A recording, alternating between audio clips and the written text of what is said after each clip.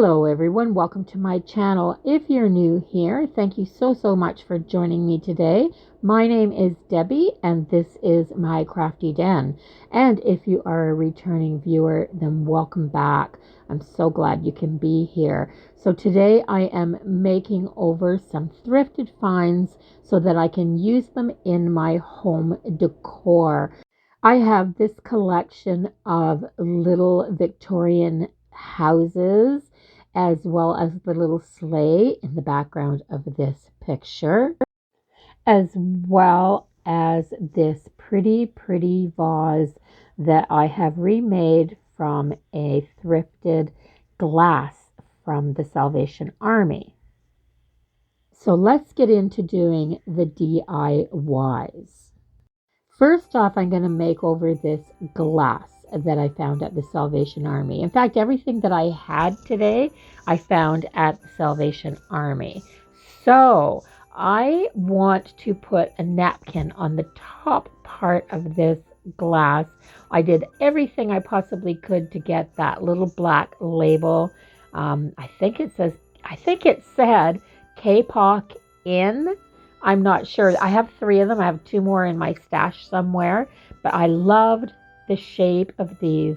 The bottom of the glass is really weighted and heavy, very chunky. And the top has a look almost like a lantern. And I gave the whole thing a coat of Mod Podge. And then I started painting it with white acrylic paint. And then I wanted to put my napkin on. I have a proper base coat for my napkin now. And guys, this was my second try. I tried to put the napkin on just the way it was. It did not go around the curves of the glass very well. You can see that little kind of goopy mess just below my container of paint and glue there. That's what I peeled back off the glass. So to go around those curves, I decided to take this napkin and gently tear it from the top down towards the middle and the bottom up towards the middle, leaving the center of it all the way across intact so it wouldn't fall apart. Now I'm placing it around the center of the glass. So the intact part of the napkin wraps right around the largest area of the glass. Then I can take those little pieces that I tore, overlap them, and Mod Podge them down.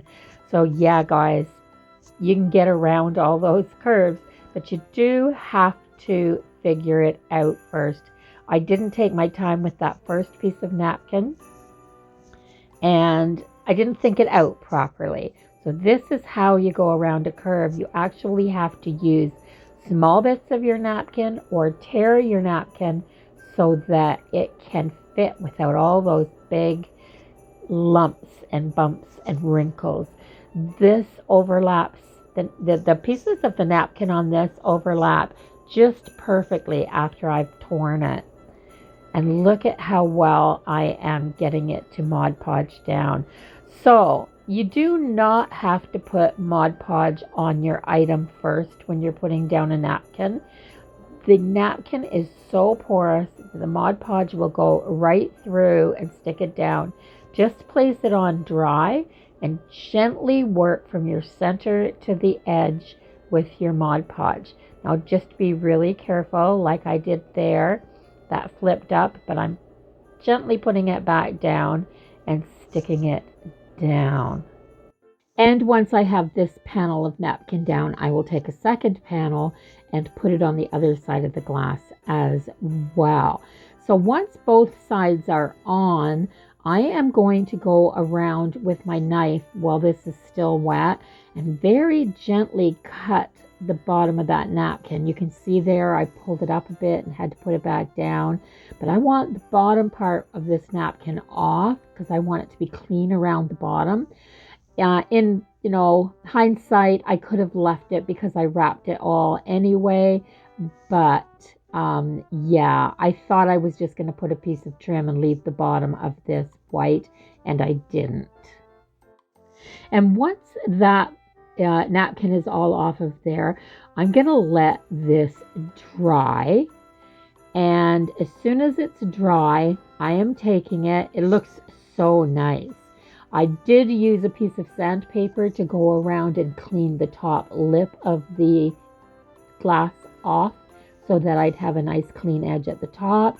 And now I am going to take this jute twine.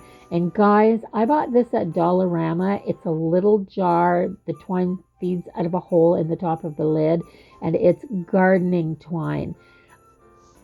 But there's so much of it in this jar. I bought this last year and I've been using it for all kinds of things, plus used it in the garden, and I still have tons left. I am winding that around the jar bottom all the way to the bottom. Now just start winding around and adding a little bit of glue here and there, trying to keep the twine in place. I found that I was leaving a few gaps when I was holding the glass in one hand and winding around with the other. So you'll see right here, I think I switch and I start holding the yarn, or I start holding the twine down and twisting the glass with my hand. And my gosh, guys, it just went so much faster doing it this way. I mean, look at me go.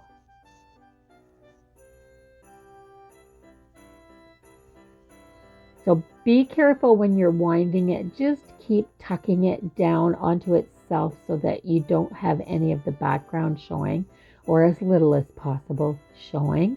And when you get to the very bottom of the jar, now this is upside down, so the very bottom of the jar, just be really careful. You have to put a fine bead of hot glue down so that that twine will stop there and not roll around the bottom of your container. Now I'm just going back, adding a little hot glue anywhere where there's a little crack and the white is showing. Then I'm just going to wrap this 3 or 4 times around for a little bit of texture. Add a dot of hot glue, cut this off, and it's done at the bottom. So that's what I've got. Now I want to do something with the top rim. And I typically, anytime I'm putting a napkin onto a glass, whether it's a glass or a dish, a plate, whatever it is, I want to rim it with gold. And this is the paint pen that I use. It's a Sharpie oil-based metallic paint pen. I just got this one off of Amazon. You can find them in craft stores. And this is the most perfect pen for edging any of these decoupage products when you're putting them on a glass piece. It's absolutely the finishing touch. Makes it look like it came from the Bradford Exchange. Now the trick with these pens is to keep the paint flowing. That means you shake it frequently, and if it starts to dry up on the nib, just tap it down onto a piece of paper, a piece of scrap paper or something on your table, and it will start the ink flowing again. Okay, now that that top rim is done, I'm just going to take the same jute twine, wind it around a couple times, tie it in a knot. Then I'll tie it into a small bow and leave the tails hanging down. This is going to allow me to tie a couple of the Dollarama star ornaments onto the tails. Now I decided, I got these ornaments from Dollarama. There's 12 in a package. They have a high gloss one, like a really shiny metallic, glittered ones, and they have these flat gold ones. Now look at these guys. They match the rim almost perfectly. And I am just going to glue the little ends on the stars first before I tie them on. These little ends just pop off too easy and you can lose your ornament. So a little bow, a little dab of hot glue to secure the bow so it doesn't come undone. And then I am going to tie each ornament on the end of each tail, add a little bit of hot glue, and cut the rest of the twine off, the little tail off at the ornament, and this project is finished. So this one I filled with poinsettias and sat it on top of the top level of my tiered tray that's at my coffee bar, and look how pretty it turned out. It's the perfect piece to add the height here. DIY number 2 is this wicker sleigh. We see these things at thrift stores all the time and we leave them behind. Most people don't want them. I think they came with a flower arrangement in them to start with, but they're stained this traditional red and green. They're not really that cute. And this one even had a little broken piece on the bottom, which I just hot glued together so that it wouldn't dangle down. Now I'm giving this whole thing a coat of white paint, and it's my DIY chalk paint, which is just acrylic paint with some talc mixed into it. And I thought I was going to paint this all white, but I didn't like it white. So I went back and I'm using my raw linen chalk paint from Bluestone House, and I got this at Home Hardware here in Canada, and I gave it a couple of coats of this raw linen chalk paint. Look how pretty this is. Absolutely gorgeous. I love this color. It is so neutral. Now, trying to decide what I'm going to do here, and I want something to spruce it up a little bit, but I don't want to make it look tacky again. So I've decided that I'm going to take some Mod Podge, just the stuff that I got from Dollarama, and I am going to use the Mod Podge and I think it came from Dollar Tree, the gold foil that's in the little plastic box. It's just bits and pieces of gold foil, I think probably from damaged sheets when they're doing the gold foil sheets and things. And I am going to add just to the rim, just the very rim of the basket part of the sleigh, and then I'm going to start tapping on that gold foil, and I'm going to edge this. Now I could have painted it. I have gold paint, but the gold foil has a different look. Paint dries a little bit flat, and if you want the gold to really pop, gold foil is the way to go. So it's not, Mod Podge isn't the best thing to put your gold foil on with, and it's teeny tiny little bits of these gold foil flakes that are pretty damaged. So I just kept working at it. I didn't want it to have solid coverage. I wanted it to look like it had been there for a while. So I just started breaking off little pieces of this gold foil and setting it down on the Mod Podge, tapping it into place with a brush. I'd add a little bit more paint, a little bit more gold foil, and then brush it all off with a dried brush and add a little bit more until I had enough in there, and I was happy with how it looked. There was no system to this. I kind of just hacked away at it until I got it to where I liked the look of it. Now it's time to decorate this a little bit, and I am going to put some greenery in here. This just looks so pretty, guys. So I'm going to stick in this little bit of foam from another floral project that I'm not using anymore, and I'm going to use a little hot glue to stick this to the bottom of the sleigh.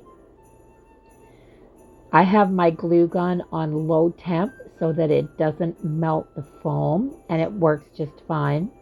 And once that glue cools down a little bit, I am going to put some of this leftover box boxwood from another project. Lots of leftovers going into these little projects, which I thrifted for very, very cheap in the first place. So yeah, guys, this is a really, really cheap session for me. And I love this boxwood, but I wanted it to be a little fuller than these few pieces were going to give me. So I'm cutting the bottom two branches off separately and putting the top and the bottom pieces in side by side just to fill this out a little bit more. I'm doing the same with all, I think there's 3 or 4 pieces here. But yeah, if your greenery doesn't have to be too high and you need it to be a little bit fuller, cut your branches in half. They all don't have to come up to this perfect point. Some of it can just be filler. So I need a little color in here now. It looks good, but I need a little color, and I have this little berry garland from, I think these are from Dollar Tree. I'm pretty sure these are from Dollar Tree. And I'm just going to find the end, cut myself just little bits, just some little bits in here. So I'm just going to cut each bit so that there's 2 berries at the top and some length for me to stick a little bit in. I just want these berries peeking out of the greenery a tiny little bit. Pretty little pops of color. So that's my second DIY or makeover done. These thrift store items are getting a brand new life. And I absolutely love this little sleigh now. It's such an improvement over the stained red and green wicker sleigh that it started out. And for DIY number 3, I need to give a makeover to all of these little houses. So some of them are plastic, some of them are kind of I think they're all basically plastic. They're just different types of plastics. But some of them are little Dollar Tree houses. Some of them came from Dollarama. I picked them all up at the thrift store, and combined, I got them all for under $5. But I want to be able to use them all together. So some of them have gold trim on them, which I wasn't too fussy about. Some of them are actually painted right up to look like little houses. And I am going to use the same raw linen colored chalk paint. And I'm going to give all of these houses 2 coats of chalk paint to make them all look the same.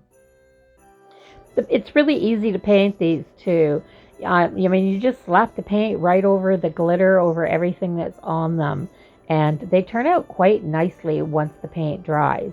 So I decided that I was going to paint the trim. Now, the only trim on them that I painted, I didn't paint every little edge of trim on the houses. All I painted was the garlands, the wreaths, the bows, and basically what you put on the outside of your house for Christmas. Just the Christmas decor. And it's showing that I'm painting them in this lighter colored green, which I thought I would like, but I didn't. And for the second coat, I actually went over them with a darker green chalk paint, and you see that in the end. So I just used a detail brush, just a fine-tipped detail brush, and very carefully tapped the paint on just to those raised areas that show the Christmas decor on the houses. And here they are all finished with that second coat of green, and I must say I like this color of green a lot better. It is more of a dark sage green, and I love this. So what's your favorite project, guys? Do you like all the little houses that I painted, the little sleigh I put together to go with them? Or do you like this vase that I created from that funky looking glass that I found? Now, I don't know what I ever would have used that glass for, but I couldn't leave it behind. And I absolutely love how this looks, so I'm glad I didn't. So, yeah, what's your favorite? Let me know in the comments below. So that's it for today, guys. I'm all done. If you liked these little makeovers of my thrifted items, please give my video a thumbs up. If you haven't subscribed yet, go ahead and do that now before you leave. Everybody, please stay well and happy holidays, and I will see you all in the next video.